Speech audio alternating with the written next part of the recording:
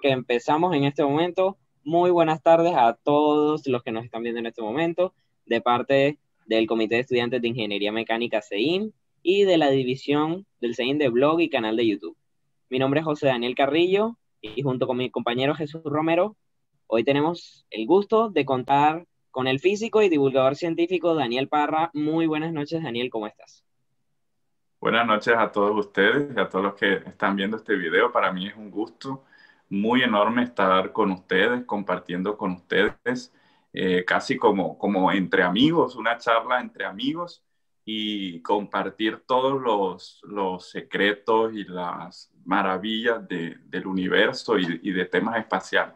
Y siempre será un gusto la invitación. Muchísimas De verdad gracias. nos agrada mucho eso, Daniel, porque nos sentimos muy encantados de tenerte aquí presente. La verdad que es un placer Gracias, para nosotros. gracias, Iván. Bueno, ya que nos hemos presentado un poquito, me gustaría comenzar el tema de esta charla justo con el tema del Perseverance, la sonda que aterrizó recientemente en Marte, cuya misión está guiada justamente por una colombiana, la señora Diana Trujillo. Daniel, como primera pregunta, ¿tú lograste ver el aterrizaje en vivo? Sí, claro, el aterrizaje no me lo podía perder. Y en ese momento, ¿cuál fue tus sentimientos, tus primeras emociones? ¿Qué sentías? Bueno, fíjense, este ya era el cuarto aterrizaje que yo presenciaba. Eh, no sé si ustedes tienen un poco de memoria de hace unos años, cuando aterrizó, por ejemplo, el módulo Opportunity. También es muy similar, Opportunity. Phoenix era otra sonda que aterrizó en el polo norte de Marte. Y también hay una actualmente que se llama InSight. Entonces, son aterrizajes los famosos 7 minutos de terror. En todas esas anteriores misiones también ocurrió esos 7 minutos de terror. Obviamente, esas otras misiones tienen otro tipo de desarrollos. Por ejemplo, Phoenix y Insight solamente son módulos que se posan y no se mueven, se quedan allí. O sea, la ciencia la hacen allí. Y Curiosity ya sabemos que también es un rover. Y en este caso, obviamente, con Perseverance es muy emocionante, porque siempre está el factor de si algo que nos debe ocurrir, que ocurre, y la emoción. Entonces pero fue muy emocionante, pero yo no trato como que no soy tan eufórico. Eso sí se lo confieso. Y más porque yo tenía la cronología en tiempo real de lo que iba ocurriendo. O sea, en tiempo real les quiero decir que 11 minutos antes de lo que pasaba en la transmisión, eso pasaba en la realidad. Por ejemplo, cuando el rover toca suelo, que en la transmisión se ve que todos se alegran, 11 minutos antes en realidad había ocurrido eso. Solo que la señal del rover duró 11 minutos en llegar a la Tierra y confirmar. Entonces, cada cosa que hacía el rover enviaba como un bip o una señal de confirmación que está bien, está bien, está bien, hasta que aterriza. Entonces, es una emoción muy grande, a pesar de que ya he pasado, pero siempre es gratificante ver cuando todo el mundo hace su labor como debe, entonces se ven los resultados. Definitivamente es algo supremamente gratificante, tienes toda la razón. Hablando justamente sobre el Perseverance, ¿qué números tiene el Perseverance con respecto al resto de naves y de misiones que se han enviado a Marte? ¿Cuáles son sus datos? Bueno, es uno de los rovers más sofisticados que hay, que se han enviado. eh, por decirlo así, es el más grande, es el más pesado y obviamente es el más tecnológico y sofisticado. Cuenta con 23 cámaras. De hecho, también unas cámaras adicionales estaban en los escudos y en el módulo que aterrizaba el rover. De hecho, por aquí tengo una réplica. Entonces, el rover ha sido catalogado como el instrumento más sofisticado enviado a Marte en muchísimo tiempo, no, en la historia, porque hasta ahora es el más sofisticado. Entonces, esas cámaras van a intentar ver con mucha más resolución, con mucho más ciencia y con instrumentos de última tecnología, diferentes tipos y diferentes objetivos que tiene este rover, que más adelante en la conversación podemos como ampliar, podemos hablar cada uno de los instrumentos, pero es el rover o el instrumento más sofisticado que se ha mandado en los últimos años. Oh, Daniel, la verdad es que suena bastante interesante. De hecho, toda esta implementación tecnológica de la que nos hablas sobre el desarrollo que han tenido esos rovers y lo que han dado pie a la humanidad de explorar nuestros alrededores del universo, suena bastante gratificante. Pues me gustaría hacerte esa pregunta, ya que nos hemos metido en el tema de sofisticación. ¿Cuántos años tomó el desarrollo del rover Perseverance? Bueno, la construcción del rover, y esto también aplica para la mayoría de naves espaciales o sondas espaciales, lleva un promedio entre 5 y 3 años. Casualmente, en 2017 inició el desarrollo como tal, la integración del hardware del rover. O sea, en el laboratorio se unen los instrumentos que también vienen de otras partes del mundo. Se unen los instrumentos, se configuran y comienzan a hacer las pruebas de resistencia y todo eso. Entonces, podemos decir que aproximadamente 3 años de construcción, pero el desarrollo de una misión como esta lleva muchos años más. Aproximadamente 10 años antes se planeó la misión. Entonces, por ejemplo, en este momento se están planeando misiones que vamos a ver desarrolladas en 2030, 2000, ¿qué les puedo decir? En 2031, 2032. Son misiones que uno ahora las ve lejanas, pero algún día llegan y que siempre hay que comenzar a avanzar. O sea, no podemos esperar de que, como es muy tarde, no vamos a construirla, ¿no? Porque siempre hay algún inconveniente. La pandemia, por ejemplo, retrasó un poco. Desafortunadamente, Europa iba a lanzar una misión llamada ExoMars 2020. También es un rover, pero no lo pudieron lanzar por retrasos en la pandemia. Todos sabemos que Marte tiene solo una ventana de lanzamiento en su órbita alrededor del Sol. Hay cada 3 años aproximadamente, Marte y la Tierra se alinean y en esa ventana pueden lanzarse. Entonces, es muy importante seguir todas las etapas del desarrollo de las misiones para que no ocurra un imprevisto y se pierda la ventana de lanzamiento.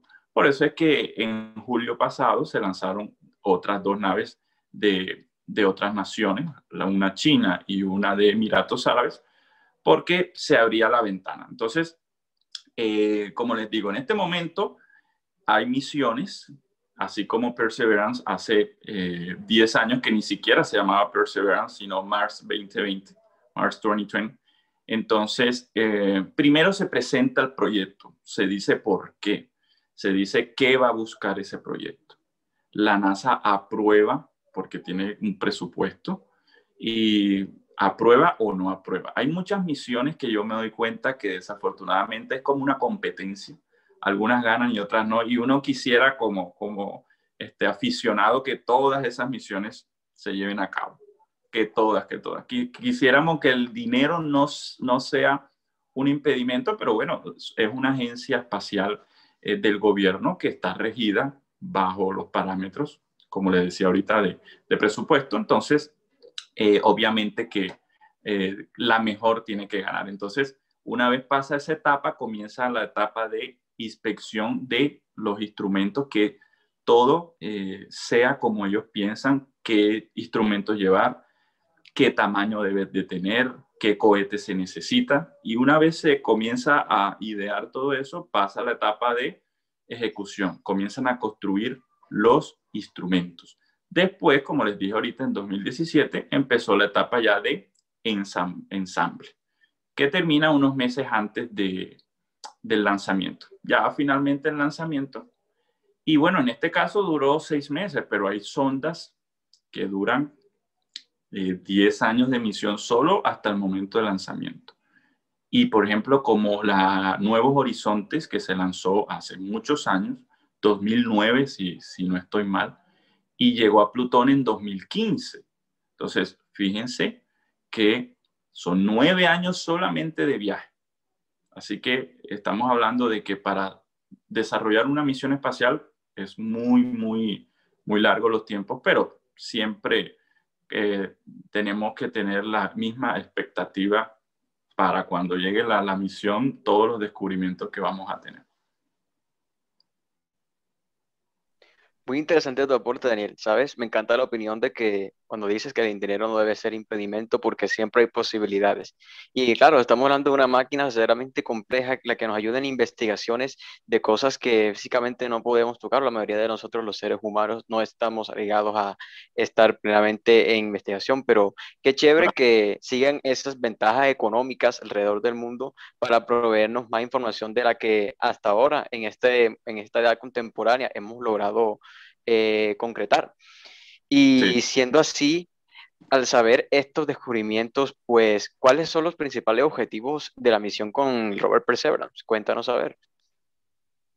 Bueno, los objetivos principales de esta misión cambiaron un poco los objetivos que la NASA tenía hace muchos años. Primero, querían ver o caracterizar Marte, cómo era Marte, eh, porque Marte es inhóspito. Después hubo agua en Marte. Después de que se confirmó que posiblemente hubo agua en Marte, la pregunta sería, ¿hubo agua o hay agua actualmente en Marte? Ya se confirmó que también hay agua en Marte. Pero todas estas misiones han apuntado a algo, a la vida.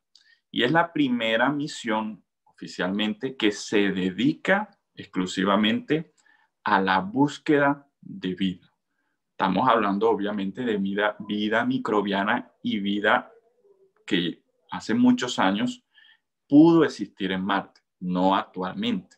Entonces, lo que le llaman la huella. Entonces, si definimos los objetivos, podríamos decir que el objetivo principal es confirmar o descubrir qué tipo de vida, si hubo vida, qué tipo de vida, qué huellas dejó en Marte. Por eso se escogió este cráter, el cráter Jezero, que es un cráter donde se piensa que hace muchos millones de años estuvo lleno de agua y el agua incluso salada pasaba por allí, formó unos canales, imagínense como especie de unos arroyos, y siempre donde hay presencia de agua, normalmente hay vida, incluso en las partes más extremas de la Tierra, hay volcanes submarinos en donde han encontrado microorganismos que le llaman extremófilos, porque, por ejemplo, están en el espacio y sobreviven a la falta de oxígeno, sobreviven a la ingravidez, al frío extremo o al calor. La pregunta es, si en Marte hace muchos años hubo agua, muy posiblemente esa agua dio las condiciones para que existiera vida. Si existió vida, entonces actualmente la vida deja huella, como por ejemplo algunos minerales que son sustancias desechadas, pero se puede decir que esos minerales son huella. Ahora, obviamente, todo en la ciencia se tiene que confirmar y reconfirmar. Si nosotros en estas misiones, la NASA, imagínense que lanza una noticia se confirmó la presencia de un mineral que solamente se produce por cierto tipo de microorganismos. Esto no va a ser algo que ya determinantemente vamos a decir que sí hubo. Vienen más y más confirmaciones. Entonces, lo primordial es si hubo vida microbiana hace muchos millones de años. Otro objetivo principal es el clima. Es muy importante saber el clima marciano. Ustedes sabían que de repente, como uno dice aquí en la Tierra, veo el clima soleado y de repente vienen nubes que cubren el planeta de polvo, lo que le llaman tormentas de arena, que pueden durar meses y meses, y eso daña muchos instrumentos. A unos rovers le dañó mucho los paneles solares, los llenó de polvo y prácticamente los sumió en una noche y no recibía la luz del sol y el rover fue perdiendo energía. Entonces es muy importante saber los cambios climáticos del planeta. Otro objetivo principal es, así como la atmósfera, también la Tierra. O sea, caracterizar la geología, ver de qué está compuesto. Por lo menos no todo Marte, sino por lo menos el entorno donde está el rover Perseverance. Ya Curiosity está haciendo lo suyo cerca al cráter Gale.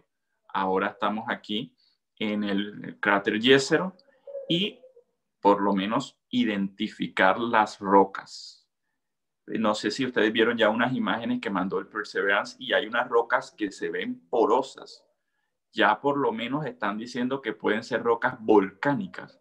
O sea que estamos hablando de que antiguamente también volcanes existieron en Marte. Y bueno, de hecho vemos algunos volcanes extintos, pero sería interesante ver también de qué está hecho. Entonces, eso sería. Y bueno, como el cuarto objetivo podríamos llamarlo a la exploración humana. Literalmente es como abrir el camino, como abrir una brecha para la exploración humana, para ver si es posible obtener recursos del mismo planeta, no llevarlos desde acá, sino obtenerlos. Y entonces, así como los exploradores primero fueron a la Luna para ver que la Luna sea apta para llegar astronautas, llegaron los astronautas, aquí están viendo si es posible también que unas misiones tripuladas en el futuro puedan llegar al planeta. Entonces son los principales objetivos.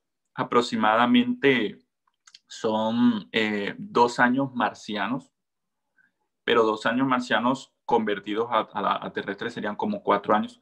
Pero normalmente como los rovers lo hacen o las sondas las hacen más resistentes de lo normal, siempre se extienden las misiones. Entonces todavía tenemos muchos años de misión a la expectativa. Además que, bueno, más adelante también les comentaré sobre que esto es como la parte A. Esta es la parte A del tema de muestras. Después viene la parte B y es cómo retornar esas muestras a la Tierra. El rover va a recoger y cómo las retornamos. Casualmente hay unas noticias de las últimas semanas que han explicado un poco más este tema y si quieren más adelante lo podemos ahondar. Son unos objetivos sin duda increíbles, bastante, me atrevería a usar la palabra desafiantes. Son objetivos que sin duda representan un reto total para la ciencia humana, y ya que son tal reto, ¿con qué instrumentos especiales cuenta el Perseverance para poder cumplir estos objetivos? Ok, sí, exacto. Muy importante ver los instrumentos que lleva, porque como les decía ahorita, son los más sofisticados y para eso la tecnología va avanzando. Actualmente se están construyendo instrumentos mucho más avanzados que los que ya se construyeron, pero van a volar en misiones, como les decía, dentro de 10 años, dentro de 5 años aproximadamente. Entonces, aquí mis amigos me van a ayudar para mostrar después unas imágenes mientras yo les voy comentando. más que todos los instrumentos principales, porque esto es un laboratorio completo. Si no podemos si no podemos llevar a Marte un laboratorio como el que tenemos, la idea es montarlo en el rover y llevarlo. Entonces, van viendo unas imágenes aproximadamente bien bonitas de la NASA del momento en que iban construyendo. Entonces, uno de los instrumentos principales que está en el mástil, bueno, también me aprovecho para mostrar aquí dónde está ubicado el instrumento y ustedes van viendo la foto real. Entonces, en esta parte que se alza, si ven, aquí se puede ver, en esta parte está el sistema de cámaras Mastcam Z. Mastcam Z. Este sistema de cámaras es el más avanzado que se ha llevado, incluso que el Curiosity, porque tiene incluso un zoom que le permite a muchos metros de distancia ver y determinar el objetivo a estudiar. Puede incluso hacer imágenes en 3D y también puede hacer videos. Entonces es uno de los instrumentos principales de la misión con los que se puede contar y un sistema de cámaras de última generación. Después, como les decía ahorita, uno de los objetivos principales es la caracterización de la atmósfera marciana. Aproximadamente aquí, debajo, si ven, aquí, hay como una estación meteorológica, MIRA, se llama la estación. Esa estación meteorológica lo que hace es medir el viento, por ejemplo, el viento que pasa, hace unas mediciones de temperatura, hace mediciones de presión, todas esas mediciones que son muy útiles para llevar un registro diario de lo que está ocurriendo en Marte. Otro de los instrumentos que estaría un poco más por acá, ya como tal en el mástil, estaría más para acá, MOXIE. Ese instrumento es muy especial y creo que se debería dedicar un tema aparte, porque es un experimento muy interesante lo que se va a realizar. Todos sabemos que Marte, la gran parte de Marte, la atmósfera marciana, es dióxido de carbono. Todos sabemos que en Marte es muy poco el oxígeno que se puede obtener.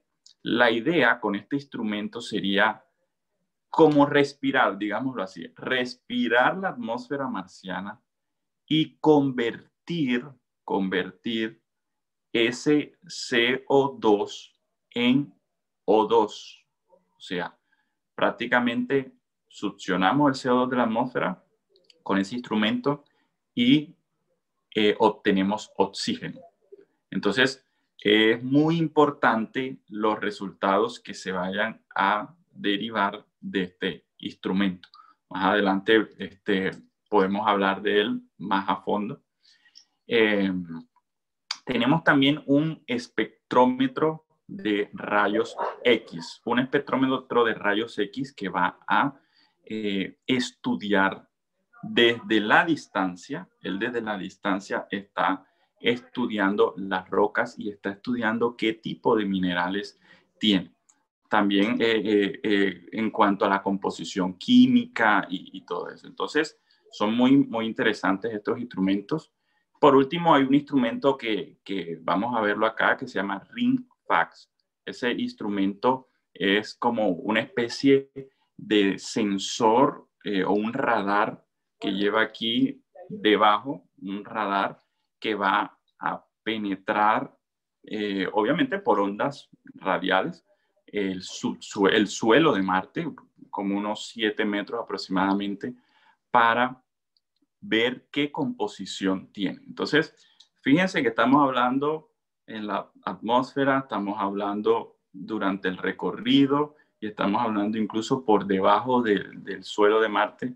Es una gran cantidad de instrumentos. Por eso les decía que era el más pesado, solamente de largo el rover tiene 3 metros, de ancho, este sería el ancho, tiene 2,7, casi 3 metros también, y de alto, el alto aproximadamente unos 2,2 metros. Así que, bueno, es un instrumento que ya estamos en etapa de verificación. Son 30 soles, o sea, 30 días marcianos los que se demoran verificar todos los sistemas y los instrumentos, las ruedas, las cámaras, que todo lo que llegó sobrevivió al viaje de ida y también al descenso en Marte. Entonces, bueno, es muy expectante lo que va a ocurrir con estos descubrimientos de cada uno de los instrumentos. Y cada instrumento tiene un laboratorio o una universidad o un científico encargado. No crean que hay un científico que se encarga de todo. Tan grande es la información que cada instrumento tiene un líder. Entonces, es muy chévere lo que va a pasar con Perseverance. Supremamente increíble lo de los artilugios que lleva Perseverance, que esperemos que puedan cumplir bien sus misiones y que no tengan algún problemilla durante la misión. Sí, claro. Sabiendo que es un proceso tan complejo el de crear un rover o en general un proyecto aeroespacial es una apuesta bastante arriesgada. ¿Cómo es la delegación de proyectos o de tareas para la construcción de un robot o de un rover como el Perseverance? Bueno, en este caso, como les decía ahorita, en este caso hay un científico principal o un grupo de científicos principales que presenta el proyecto. Esto lo hace ante una comisión. Una vez se autoriza la comisión, entonces viene la construcción de cada instrumento. Los instrumentos pueden venir incluso de varios países. Hay instrumentos que vienen de España y muchos científicos participan. Entonces, el equipo se conforma primero organizando qué instrumentos va a llevar y luego asignándole el instrumento a un laboratorio y asignándole a un científico en cabeza del instrumento. Como le digo, hay un equipo, por ejemplo, el equipo de lanzamiento solo se dedica a todo lo que tiene que ver con lanzamiento y trayectoria. Hay un equipo encargado de la entrada, el descenso y el momento en que se posa aterrizaje o amortizaje en Marte. Entonces, ese es otro equipo. Después viene el equipo que recopila los datos, mueve el rover, hace lo que le piden, y hay otro equipo que analiza los datos, porque el rover no te va a mandar la noticia diciendo acabo de descubrir esto. El rover lo que va a hacer es mandarte datos y números.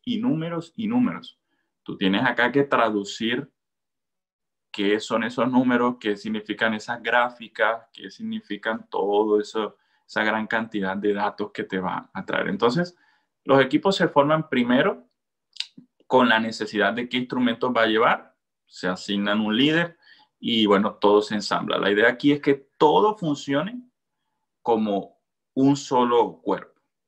Imagínense, miles de millones de piezas tienen que funcionar todas correctamente como un solo cuerpo. Bueno, sin embargo, este rover tiene algunos respaldos por si falla. Tiene algunos respaldos, algunas computadoras que hacen la corrección. Pero básicamente esa es como que la asignación de las tareas. ¿Verdad? Me parece bastante interesante por mi parte, pues, tener esa cantidad de personas dedicadas a decodificar toda esa información desde el rover Perseverance. Y qué chévere que siempre estemos a la vanguardia de esos sistemas, como bien lo has mencionado, Daniel, para seguir explorando todas aquellas cosas que son interesantes, porque no me imagino una persona haciendo todos estos trabajos, incluso puede Claro. comprometer seriamente la misión. Así que qué bueno que retocas ese punto. Y no solo el mismo país, varios países también, los latinos, como tú decías al principio, colombianos, todos tenemos algo que aportar. Es correcto. Pues orientando un poco en partes, refiriéndose al Perseverance, vamos a ponernos un poco a comparativa con el rover Curiosity lanzado en 2011. Cuéntanos, bueno, son rovers, bien, todos están diseñados para el equipo de exploración en el espacio, pero cuéntanos qué diferencias hay entre el rover, el Perseverance y el Curiosity. Nos encantaría escucharlas. Sí, bueno, aquí casualmente les estaba mostrando una pequeña ilustración del Curiosity. Entonces, con mucho gusto les hago llegar después varios materiales de esto para que los analicen y los tengan. Bueno, básicamente las diferencias están en el software porque gran parte del hardware del rover Curiosity fue usado en este Perseverance y gracias a eso se ahorró mucho tiempo. Entonces, la estructura o el esqueleto principal del rover es heredado del Curiosity. Entonces, ahí se ahorraron un gran tiempo. Pero lleva otras cosas diferentes, como por ejemplo el sistema de recolección de muestras. Ese sistema está diseñado para analizar la muestra y guardarla en varios tubos que posteriormente la NASA, conjunto con la Agencia Espacial Europea, van a lanzar una misión de retorno de muestras que va a aterrizar unos metros cerca del rover. Tiene otro pequeño rover, el rover va a llegar hasta el otro rover, o sea, primera vez en la historia que se van a encontrar dos rovers en otro planeta, y uno le va a extraer las muestras al otro, lo va a poner en un contenedor y las va a traer de vuelta a la Tierra. Eso va a pasar, por eso les decía que esta es la fase A. ¿Sabían que Marte es el único planeta del universo que está poblado solamente por robots? Entonces, para que lo tengan en cuenta. Entonces, imagínense, las diferencias en cuanto al software sí son muy, muy grandes. Por ejemplo, este rover Perseverance, cuando iba en su aterrizaje, cuando iba aterrizando, él tenía o tiene un sistema de inteligencia artificial que le permite elegir el mejor lugar para aterrizar. Antiguamente se elegía como un mapa más grande y allí se aterrizaba, pero corre el riesgo de que hayan piedras. Imagínense que el rover descienda en una piedra de este tamaño y caiga. Solamente por unos centímetros quede el rover inutilizado porque se caiga. Eso sería un desastre. Entonces, en ese momento, los astrónomos, los científicos de la misión no tienen como especie de imagínense un carro para maniobrar, o como hacía Neil Armstrong cuando llegó a la Luna, que maniobraba hacia donde la nave le presentaba menos cráter o menos roca. Acá no, acá como les decía, son 11 minutos que ya pasaron. O sea, lo que tú ves ahora ya pasó, ya no tienes vuelta atrás. Si el rover se estrelló hace 11 minutos, no puedes hacer nada.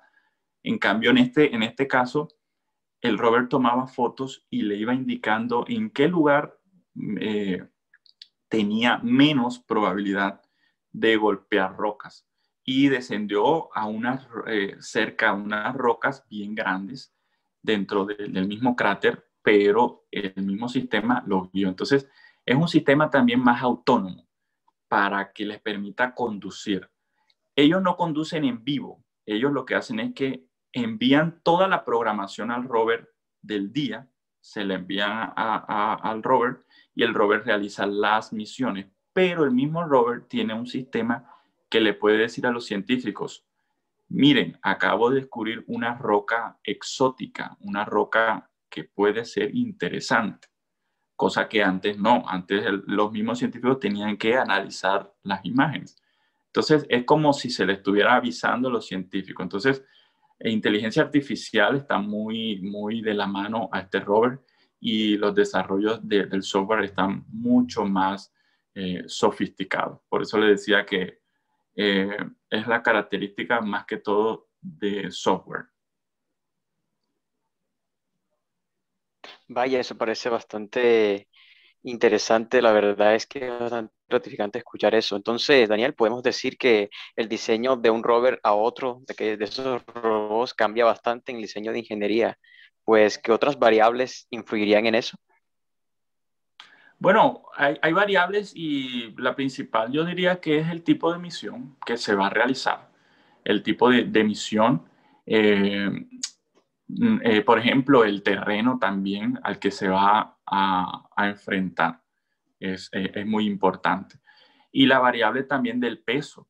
Entre más instrumentos y más cosas lleven, tiene peso, y eso lo que va a hacer es que se necesita un cohete más potente, se necesita unos retrocohetes mucho más potentes.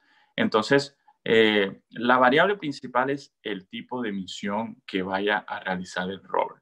En este caso, el rover, como les decía, principalmente es la investigación del cráter Jezero con química, de realizar experimentos in situ, como dicen, de verificar las rocas, la composición. Entonces, obviamente que se necesitan cámaras mucho más robustas, mucho más sofisticadas. Y en este caso tiene una pequeña particularidad. Este rover no fue solo. Aquí en la panza del rover está pegado todavía, en unos días ya se puede despegar el pequeño helicóptero Ingenuity. Ese helicóptero va a ser el primer helicóptero enviado fuera del espacio. Va a hacer unos movimientos de prueba y unos sobrevuelos. Es más que todo como un dron, imagínense un dron. Entonces, el rover va a dejar, vamos a hacer como una explicación aquí. El rover deja el helicóptero y se aleja, y con la cámara, la que les dije, la Mastcam Z, va a grabar todo el vuelo de ese dron. Entonces, ustedes se pueden imaginar de las imágenes que vamos a ver un rover grabando el vuelo de otro rover en un planeta extraterrestre. Y lo estamos viviendo nosotros y nos faltan muchísimas cosas por ver. Entonces, es muy, muy, muy, todo como que increíble lo que está ocurriendo. Definitivamente esos instrumentos son de primera generación. Sí, No me sí. queda ninguna duda para ello. A ver, ya que hablabas del estudio del cráter Jezero, pregunto, ¿qué implicaciones puede traer para la ciencia que solo en ese cráter se puedan descubrir ciertas bioformas, biomarcas de las que hablabas antes? ¿Qué implicaciones científicas? Bueno, imagínense despertar, no sé, uno de estos días con todos los portales de noticias, periódicos, que se ha descubierto microorganismos en Marte. Primero que más que científica, también filosóficamente, es que solo hagan el ejercicio. Filosóficamente también cambiaría nuestra percepción del universo. Y obviamente que esto impulsaría más los viajes espaciales, impulsaría mucho más los viajes al planeta, tanto tripulados como no tripulados, porque como les digo, hay que confirmar muchísimas veces para que algo sea aceptado como una verdad científica. Entonces, imagínense, esto para la ciencia reescribiría muchas cosas, reescribiría totalmente, porque es que la pregunta es, si en un pasado Marte tuvo eso, ¿qué le ocurrió a Marte para que hoy sea así? La pregunta sería también, ¿la Tierra irá por ese mismo camino? Si Marte antiguamente albergó vida, suponiendo que ya descubrieron que sí, ¿podremos terraformar Marte. O sea, podemos convertir la atmósfera marciana en una atmósfera más respirable. Podemos convertir esa agua subterránea. Les cuento una noticia que acaba de salir, estamos súper actualizados. Resulta que antiguamente, se creía hace unos años que esos lagos que yo les conté que tenía el cráter Jezero y todo Marte, se evaporaron en la atmósfera, se evaporaron y átomo por átomo, molécula por molécula, se diseminaron en el espacio. Pero se ha descubierto que no es posible que todo eso haya sido, se haya evaporado. O sea, no es posible. Se ha descubierto que debajo de la corteza de Marte, muy posiblemente todavía hay gran cantidad de agua. No agua en estado líquido. O sea, no se imaginen como cuando uno va a la playa y cava y cava y cava y que sale como agua debajo y se forma un charquito. Así no. Sino que las moléculas están más como que unidas a las moléculas de los minerales o del polvo marciano. Entonces, si habría alguna forma de recopilar esa agua y convertir en lago, por eso les decía la terraformación de Marte. Sería volver a Marte como fue en sus inicios. Entonces, esto implicaría algo totalmente diferente y no es algo que algún día puede ocurrir, es algo que puede ocurrir cualquiera de estos días porque ya se envió los instrumentos necesarios para confirmarlo, si hubo y si no hubo.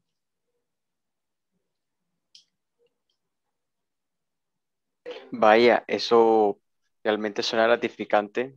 A mí no me queda duda al respecto y creo que también nuestros compañeros estarían fascinados sobre esta cantidad de información que nos ha compartido Daniel. Pero ahora quiero responder una pregunta en la que sí siento que hay algo un poco más interesante en todo ese asunto que hemos hablado sobre el fantástico Robert Perseverance. Me gustaría saber cuáles han sido esos mayores retos a los que se ha tenido que enfrentar el Robert Perseverance en esta misión. Ok, bueno, actualmente uno de los retos más grandes que va a tener este rover es primero recorrer todo ese cráter, obviamente, como les decía, a una velocidad un poco más alta y esta vez prestándole más atención a rocas que de pronto los científicos no puedan ver. Eso es uno de los retos. Y el recorrerlo para hacer ciencia. Otro de los retos es las frías noches de Marte y, como les decía ahorita, los vientos que crean literalmente tormentas no de unas horas, sino de meses, literalmente meses, en donde muy posiblemente hay que apagar el rover, hay que protegerlo las cámaras, hay que protegerle los instrumentos. El rover no se puede enfriar como en el frío de Marte, sino que él tiene que tener un generador de calor. Si ustedes se dan cuenta, se preguntarán, ¿dónde están los paneles solares? Antiguamente, el rover, por ejemplo, Opportunity o Spirit, tenían toda esta zona llena de paneles y solamente unos instrumentos aquí en las partes de adelante. Si ven esta pequeña protuberancia aquí, esta parte del rover lleva un generador de plutonio, un generador termoeléctrico de plutonio. Es uno de los instrumentos más difíciles de construir, de conseguir también, porque el plutonio durante unos años estuvo prohibido, la producción en Estados Unidos se detuvo y obviamente ahora han vuelto a permitir la producción de plutonio. Esto obviamente sabemos que es un material altamente radiactivo, pero ese material es el que le da la energía al rover por muchísimos años. Ese generador termoeléctrico lo usan también para sondas espaciales que van, por ejemplo, las sondas New Horizons, que se fue más allá de Plutón, ya los paneles no pueden captarlo. Entonces, ese generador, de hecho, es lo último que se pone. Fíjense, aquí tengo una foto del cohete de lanzamiento. El rover se mete en la cápsula todavía sin el generador, Cuando ya está en la plataforma de lanzamiento del cohete, con el rover aquí adentro, por medio de unos brazos que conectan, entran los científicos, abren esta parte del cohete, abren la cápsula donde está el rover, la cápsula donde el rover viajó, lo insertan y a los días es el lanzamiento. Eso se tiene que poner de último y con unas especificaciones y cuidados muy grandes. Bueno, pero no hablemos del instrumento como tal, sino del reto que tiene el instrumento de mantener todos los sistemas con una temperatura adecuada.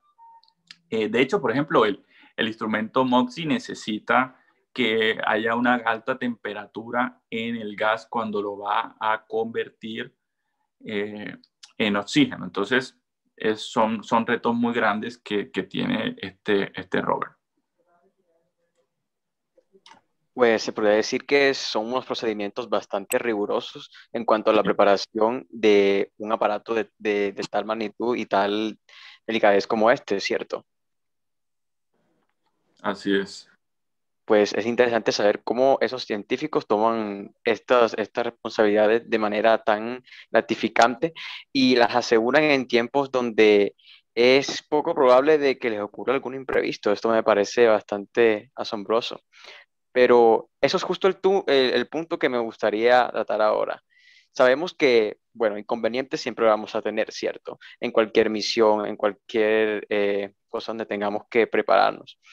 Entonces, Daniel, ¿qué pasa cuando ocurre algún fallo mecánico en el rover Perseverance? Los científicos han diseñado este rover de manera que está preparado para afrontar cualquier fallo.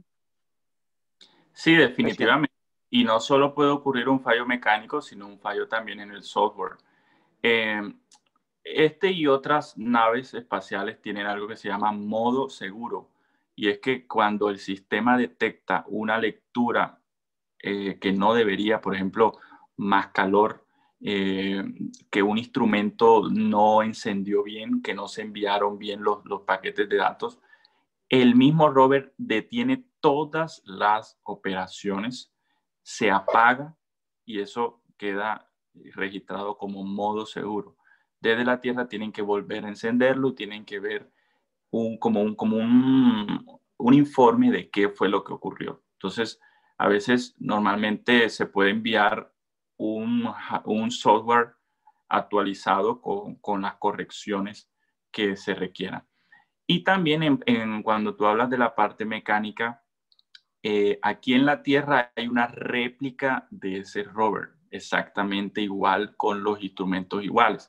Obviamente no con toda la tecnología, porque acá no se necesitan los instrumentos, sino se necesitan resolver inconvenientes. Entonces, si allá se encuentran con que una roca, por ejemplo, se atascó, con que eso ha pasado y la rueda se meten como en unas dunas y quedan totalmente atrapadas, replican eso aquí en la Tierra y comienzan a ver qué solución se le da para que después eso lo mandan, ese paquete de soluciones lo mandan al rover y el rover puede entonces corregir. Si se necesita hacer una reparación, porque obviamente no hay algo que se pueda mandar un instrumento o como un rover mecánico, no se puede enviar hasta donde está. Entonces, se tiene que resolver desde la Tierra con la réplica o con el software, porque muchas veces se resuelve corrigiendo el software. Entonces, de esa manera se pueden mitigar mucho los errores. Normalmente también este rover tiene computadoras que analizan los datos y si una falla puede tener un respaldo y una alterna para que inmediatamente tome el mando y se corrija cualquier inconveniente. Definitivamente este rover parece que está listo para afrontar cualquier reto, y si llega a haber algún reto muy difícil, incluso así, la preparación humana es increíble en este dispositivo que está tratado como para afrontar cualquier reto. Sí, definitivamente. Ya habiendo hablado un poco acerca de Marte y del Perseverance, usándolo como ejemplo, ¿cómo verías tú el futuro de la ingeniería aeroespacial desde ahora? ¿Cuáles pueden ser los nuevos objetivos de la ingeniería aeroespacial en este momento? Bueno, como les decía, uno de los objetivos más grandes es enviar seres humanos al planeta Marte. La idea ahora es regresarlos a la Luna, establecer una estación en la Luna, y de hecho están investigando también la presencia de agua en los cráteres del polo sur de la Luna. Y también, como les decía, enviar seres humanos al planeta Marte. Entonces, yo estoy viendo que la exploración espacial últimamente se ha desarrollado de una forma impresionante, y para mí un factor principal fue cuando se le permitió a la industria privada realizar diferentes tipos de actividad. Muchas veces nosotros de pequeños escuchábamos solamente el nombre de NASA. Ahora estamos escuchando nombres como SpaceX, que está lanzando astronautas. También está lanzando nuevos cohetes para ir a la Luna, cohetes para ir a Marte. Entonces, y son empresas privadas. Yo les decía hace unos minutos, desafortunadamente uno tiene un abanico de misiones por realizar, pero la NASA tiene un presupuesto que depende del Congreso de los Estados Unidos todos los años. ¿Se le aporta ese presupuesto, sí o no? Si no, entonces hay que recortar varias misiones. Desafortunadamente, en unos años atrás se recortó el programa que iba a llevar a los astronautas a la Luna, pero ya se retomó. Entonces, ese programa ahora está desarrollándose mucho más rápido, pero en colaboración con empresas privadas. Entonces, el sector privado ha realizado un gran aporte para muchísimas misiones espaciales, y creo que cuando trabaja la parte privada con el sector público, está mucho, mucho más desarrollado hablando en temas espaciales. Entonces, creo que prontamente van a haber ya no temas gubernamentales exclusivamente de la NASA, por ejemplo, o de agencias del gobierno de Europa, por ejemplo, sino fácilmente una empresa privada va a construir una sonda espacial para ir a Marte. Próximamente ya ustedes verán que las lunas de miel van a ser en la estación espacial, o dándole vuelta a la Tierra, o literalmente yendo a la Luna. Hace unos días se abrió convocatoria para ir a la órbita de la Luna, regresar, solamente orbitarla, no aterrizar, sino regresar. Para personas que no son astronautas, sino turistas espaciales. Pronto ya ustedes van a ver que en sus agencias de viaje van a poder comprar un tiquete para llegar hasta la estación espacial, o de pronto otra estación que construyan, o ver la órbita de la Tierra. Van a poder comprar un tiquete para salir de la órbita y regresar, cosas que antes nos parecían ficticias, pero actualmente se están realizando. Están ensayando los cohetes, están ya seleccionando las personas, y ahora ya se van a grabar películas en la estación espacial. Ya se dejó todo el tema de que el estudio van a hacer que una pantalla verde, y van a poner que está como en el espacio. ya la NASA firmó contrato con Tom Cruise para lanzarlo a la estación espacial y grabar la primera película desde el espacio. Entonces, estamos viviendo como en una película literalmente donde uno antes veía, voy al espacio mañana, se iba en su nave.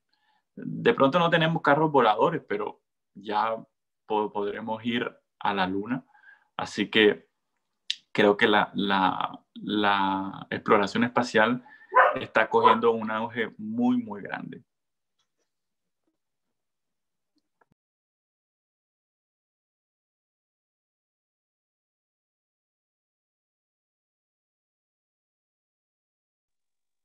Vaya, la verdad me ha tenido bastante pensativo todos estos temarios de los que nos has hablado y todo este descubrimiento, la verdad es que me ha dejado bastante fascinado. Em, Pues de preguntas, ya creo que hemos tocado bastante todo, Daniel. Ha sido bastante gratificante. Pero ahora, ¿qué tal si nos concentramos? Háblanos un poco acerca de ti. Me ha tenido fascinante que conoces bastante esos temas, como una persona que experimentó bastante. Cuéntanos, ¿qué te inspira diariamente a realizar este trabajo y a seguir investigando acerca de los temas del espacio y convertirte en una persona que siempre tiene algo nuevo que aportar al descubrimiento? Bueno, a mí me gusta ver mucho, mucho que los jóvenes se apasionen por esto. Y me gusta ver que también no tienen que tener la nacionalidad o vivir en el país espacial, sino vivir en países que de pronto, entre comillas, son olvidados en temas espaciales, que no son potencia, pero que aún así sueñan con llegar muy lejos y sueñan con aportar algo. Y de verdad lo pueden hacer. De pronto, cuando yo era pequeño, yo soñaba, digamos, con pertenecer a la NASA, pero ahora me pregunto, ¿y por qué no soñar con que el país donde uno vive tenga una agencia espacial y a lo mejor uno sea el pionero o uno sea el director? No siempre esperar a que otros te llamen o a que otros te inviten, sino tú mismo crear ese escenario. No esperar a que la NASA te llame para ser un astronauta, sino crear tu propia agencia espacial. Eso, eso no es loco. De pronto es loco hablarlo hace unos años atrás, pero ahora ya nadie lo va a tildar como loco. Entonces me gusta ver que los jóvenes cada vez se interesen más por estos temas. Y como yo cuando era pequeño, estando aún en el colegio, leía libros y me gustaba lo que leía, lo que veía. Es muy importante aprender cosas, es muy importante dedicarse a cosas que más adelante van a traer un progreso. Entonces, está bien tener sus espacios, sus momentos de esparcimiento, sus juegos, su diversión y disfrutar la vida de joven, pero eh, también la ciencia es algo divertido. No crean que se pierde la juventud por estudiar cosas de la ciencia, aún estando, por ejemplo, en el colegio. Yo estando en el colegio, por ejemplo, me iba muchas veces a la biblioteca a investigar cosas científicas. Yo hacía como especie de como si yo fuese un periodista para un noticiero y recopilaba las noticias de todos los días y las transcribía. Y claro, el hecho de leerlas y después transcribirlas, me las iba grabando y así uno va aprendiendo. Entonces, me gusta ver que la ciencia ahora es para todos. Ahora no es para científicos, para nerds, para, no sé, personas superdotadas, que ahora la ciencia es para todos. Miren, por ejemplo, este espacio que tenemos aquí. De pronto, ¿quién sabe en este momento en la ciudad de Barranquilla, Colombia, que se está llevando a cabo una charla entre amigos de temas espaciales, de temas de la NASA? La gente diría, no, eso solamente ocurre allá en Cabo Cañaveral, en el centro Houston. Entonces, no, aquí también puede ocurrir un sábado con ustedes comiendo algo en el restaurante, hablando temas. A veces que yo estoy en restaurantes, la gente como que escucha y dirá, Estos están hablando de que astronautas, temas espaciales. ¿Por qué? Porque ahora el tema ya ahora hace parte de todos nosotros. Ya son temas que todos nosotros tocamos, ya no son cosas que solamente vemos en televisión. Entonces, claro, yo los animo a todos ustedes de que tengan a la ciencia como un referente, no como un enemigo o que siempre te hace la vida imposible, sino que al contrario, lo hace todo posible. Muchísimas gracias por esas palabras, Daniel. Puedes definitivamente quedar tranquilo de que muchos jóvenes están creciendo en estos momentos con esas altas expectativas y están destinados a marcar una gran historia en la ciencia. Definitivamente que sí. No es para nada algo de locos, puede ser, pero existe la frase que dice que, bueno, no creo que sea una frase, pero definitivamente aquellos que alguna vez son considerados locos muchas veces terminan teniendo la razón cuando el tiempo se la da. Así que Sí, hay sí, que darle tiempo, hay que totalmente. darle Pero tiempo, definitivamente. pregúntale a Albert Einstein que tuvo que, bueno, no vio la primera foto del primer agujero negro fotografiado hace unos años, más de 100 años después, tenemos la foto del primer agujero negro y todos los días veo titulares que dicen comprobada la teoría, una vez más comprobada la teoría de la relatividad de Albert Einstein. Imagínense, ha logrado sobrevivir 100 años de comprobaciones, de estudios y de investigaciones. Y así como eso, muchas otras cosas más van a ocurrir. Y qué bueno que piensen mucho, mucho más allá. Mientras el promedio de gente de pronto está pensando en que mi trabajo va a ser, yo me voy a graduar y un día voy a trabajar para una empresa y voy a ganar un buen salario. Hay personas que no están no están pensando ni siquiera en trabajar aquí en la Tierra, sino en trabajar fuera de la Tierra y mucho mejor aún en otros planetas. Imagínense qué cosas tan locas. Yo me acuerdo, como ya para finalizar, yo estaba en Bogotá y había una conferencia de Rodolfo Neri Vela, los que saben es un astronauta hispano, y Rodolfo al final yo pude hablar con él, estuvimos hablando, y él se despidió de mí de una forma como tan curiosa y me dijo, bueno, nos vemos en Marte. Y decía, bueno, nos vemos en Marte. Obviamente él está hablando, pues porque él es astronauta, o sea, él no es científico de que quiere ser astronauta. Es astronauta y fue al espacio. Y me dice, nos vemos en Marte. Hace muchos años, yo era todavía un muchacho. No sé si de verdad nos veremos en Marte, pero comparen hace unos años esa frase, nos vemos en Marte. Algo chistoso, algo como si yo les dijera a ustedes ahorita al finalizar, nos vemos en la Tierra formada en Marte, lo que les decía la terraformación, ustedes dirán, todavía eso es loco, ni siquiera hemos descubierto el Perseverance, todavía no ha descubierto por lo menos que hubo vida en Marte. Pero ahora cómo toma sentido, y uno dice, ahora no es tan loco, no suena tan loco que nos veamos en Marte.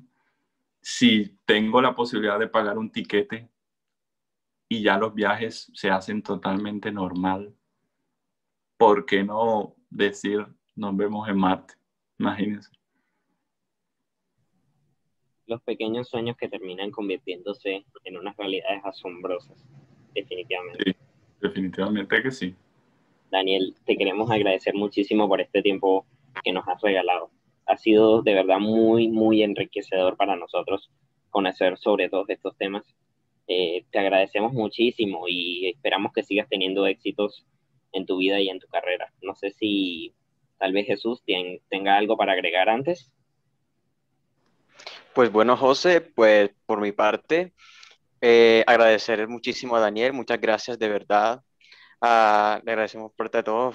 Gracias por por estar aquí con nosotros. Seguramente esta entrevista va a ser de mucha ayuda para inspirar a futuros ingenieros y también a darle las gracias al personal de apoyo que nos ha ayudado en la colaboración de esta excelente entrevista. Entonces, Daniel, te deseo lo mejor y muchísimas gracias por este tiempo. Ha sido una experiencia gratificante el aprender junto a ti estas maravillas sobre nuestro universo. No, gracias a ustedes por creer en la ciencia, gracias a ustedes por dedicarse a esto. Quiero decirles que tienen todavía un gran camino por recorrer. Si quieren soñar en grande, háganlo, porque de verdad que van a tener trabajo. Si ustedes se preguntarán, eh, ¿será que lo que yo estudio tendré algún trabajo en el futuro? Pues les tengo miles de vacantes en todo el mundo. Ingenieros espaciales, técnicos espaciales, en cualquier cantidad de cosas van a tener un trabajo. Por ejemplo, una modista, uno que va a tener que ver la modista con cosas espaciales.